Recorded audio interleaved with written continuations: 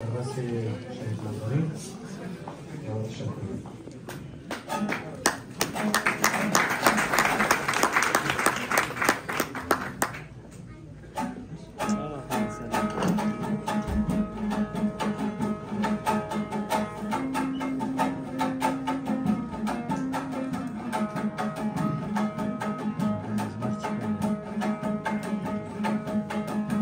بودی من اگر نخوش بودم که عکسی از مزاری میکشیدم نظیر و خنبر و رنگ شفرا کنارش یادگاری میکشیدم نظیر و خنبر و رنگ شفرا کنارش یادگاری میکشیدم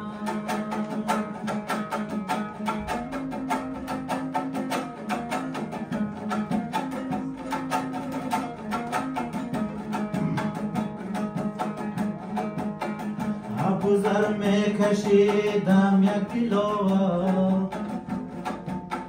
با چشم خصم و خالی میکشیدم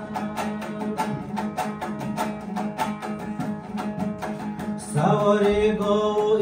ابراهیمی خان را نماد عشق و یاری میکشیدم کاولشی برابر خالی پره یک بازی شکاری میکشیدم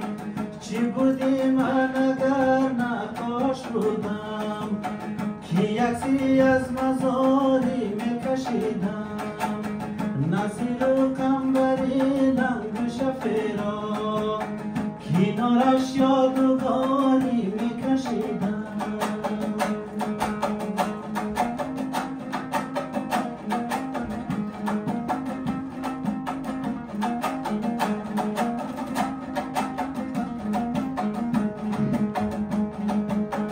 توفان بر شانم میسنگری را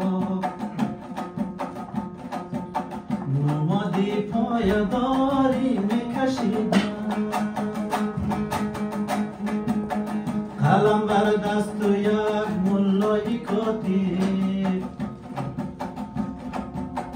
گرمی تاریخ نگاری میکشیدم چی بودی من اگر نقاش بودم که عکسی از مزاری میکشیدم نظیر و قنبر و لنگ شفرا کنارش یادگاری میکشیدم کنارش یادگاری میکشیدم